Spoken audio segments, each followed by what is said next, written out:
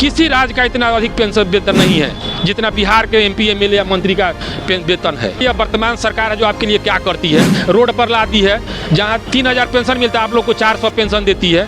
जो आँख से अंधा आदमी है, 2 पैर से लेंगड़ा आदमी है, हाथ नहीं है, उसको 400 रुपये पेंशन में काम चलेगा। शर्म कीजिए कम से कम कि आपके जितने आसपास के स्टेट हैं, राज्य हैं, सबको 3000, 2000, 2500 पेंशन मिलता है। आप नमस्कार, मैं शोम प्रेरणा, आप देख रहे हैं द टुडे बिहार।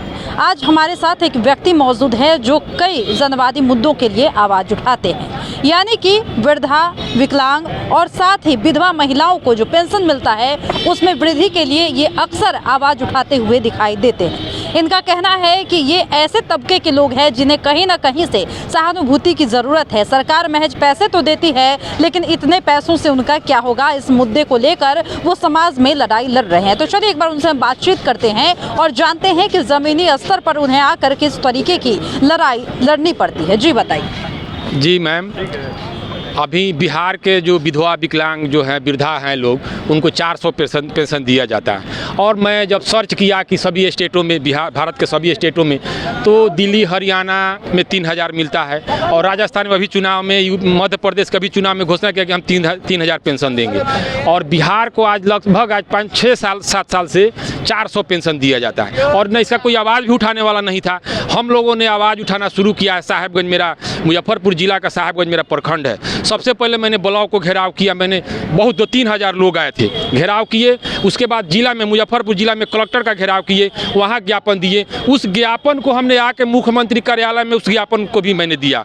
और समाज कल्याण मंत्री हैं मदन सहनी हैं, मदन सहनी से भी मैंने मिला और अपने ज्ञापन दिया। और उसके बाद इनको इन्वाइट किया कि आप आइए, इनकी समस्या को देखिए और शर्म कीजिए कम से कम कि आपके जितने आसपास के जिले हैं, स्टेट हैं, राज्य हैं, सबको 3000, 2000, 2500 पेंशन मिलता है। आप अपने राज्य के विधवा विकलांग वृद्धा को आप 400 पेंशन दे के क्या भीख मंगवाना चाहते हैं?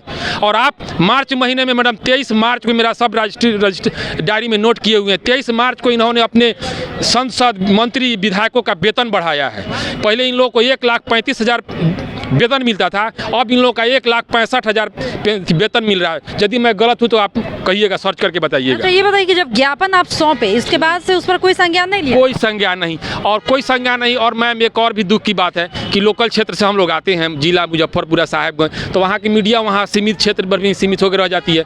मेरा प्रयास था कि कुछ पटना के मीडिया लोग इसको कवर करे तो जाके मैंने मुख्यमंत्री के कान तक जाए, चाहे समाज कल्याण मंत्री उनके कान तक जाए। और कम से कम शर्म आनी चाहिए ऐसे लोगों को, जो ऐसे लोगों को 400 रुपया दे के मैंने क्या करना चाह रहा है। जैसे आप बोल रहे हैं, आपका मुद्दा एकदम सही है कि विधवा है या विकलांग है या फिर जो भी है वृद्धा पेंशन मिल रहा है, इसमें बढ़ोतरी होनी चाहिए। अच्छा ये बताइए, सरकार तो यहाँ बोलती है कि हम तमाम लोगों को देख रेख कर सब कुछ अपना जो व्यवस्था है वो देते हैं, जिससे कि अब समाज में स्टेबिलिटी आ रही है। तो जहाँ बोल रहे हैं कि उस तरीके की चीज़ें हो रही है और वहाँ पे संज्ञान नहीं लिया जाता है, तो इसके लिए आप लोग कब से आवाज़ उठा रहे हैं? हम फरवरी में हम लोग प्रोग्राम किए साहेबगंज में ब्लॉक का घेराव करने के लिए। तो 26 मार्च मीटिंग किए हम मीटिंग किए 16 फरवरी को अपने साहेबगंज में, सब बुद्धिजीवियों को बुलाए, वहाँ मीटिंग किए कि हम लोग ब्लॉक का घेराव करेंगे।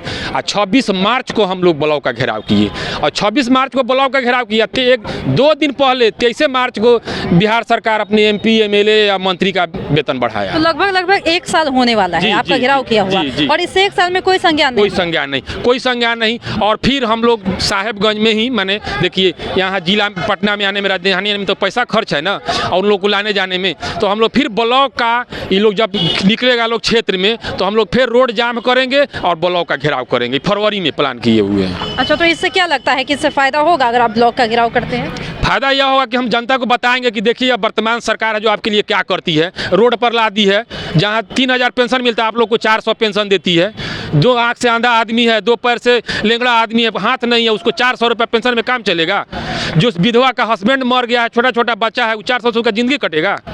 मतलब ये आपका कहना है कि उस पैसे में कटौती करके दी जाती है कि उतना ही पैसा मिलता ही है? ना, उतना ही 400 मिलता ही है। हाँ, तो उसमें बढ़ाने की आप लोग बात कर रहे हैं, लेकिन उसमें जो है तो ये तो सरकार के भी संज्ञान में होना चाहिए ना, कि अगर वो विधवा है, अगर वो कहीं ना कहीं उसके साथ इतना समस्या है, वृद्धा है, तो उन लोगों पर ध्यान दे। सरकार क्यों नहीं इस पर ध्यान दे? तो वही सरकारें को ध्यान देने के लिए हम लोग तो आवाज़ उठाते हैं, लेकिन हमारी आवाज़ वहाँ तक पहुँचती है नहीं पहुँचती है। हम स्थिति में पटना सचिवालय में हम आवेदन दिए, रिसीव भी करा, हमारे पास है, लेकिन हम यहाँ बता नहीं सकते हैं ताकि बैग में है, रजिस्टर सब है। हम सब किसका वेतन कितना है सब नोट करके रखें। सरकार यह कहती है मैडम कि बिहार गरीब राज्य है, इसलिए हम ज़्यादा नहीं दे सकते हैं। तो आप बताइए कि यदि बिहार के MP MLA मंत्री का यदि वेतन 1,65,000 है, तो बताइए कि अपने भारत के राज्य का इतना किसी राज्य का वेतन नहीं है।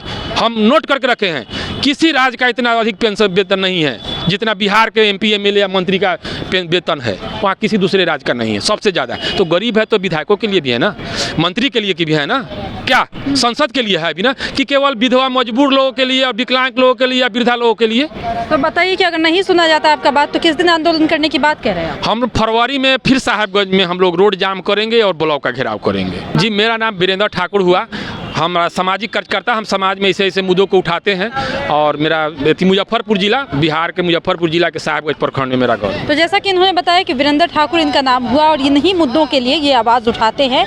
यहाँ तक कि इन्होंने ज्ञापन भी सौंपा है, लेकिन इस पूरे मामले को लेकर कहीं से भी संज्ञान नहीं लिया गया है। इनका बात कहना ये भी सही है कि जब इतना महंगाई का वक्त चल रहा है, इसमें 400 रुपये में क्या हो जाएगा। सही बात है कि ये उन तबके के लोग हैं जिन्हें सच में सहारे की ज़रूरत है, सामाजिक सहयोग की ज़रूरत है। अगर इन पर सरकार ध्यान नहीं देती है तो फिर एक अच्छे समाज का निर्माण होना बेहद मुश्किल है। और इसके लिए इनका ये कहना है कि अगर हम ज्ञापन सौंपे हैं तो उस पर संज्ञान होनी चाहिए। अगर संज्ञान नहीं लिया जा रहा है तो जल्द ही फरवरी महीने में हम चक्का जाम करेंगे और अपनी मांग को मनवाने का काम करेंगे। फिलहाल इस वक्त की खबर में इतना ही, और भी ऐसी तमाम वीडियो अपडेट्स के लिए बने रहिए हमारे साथ और देखते रहिए हमारे चैनल द टुडे बिहार।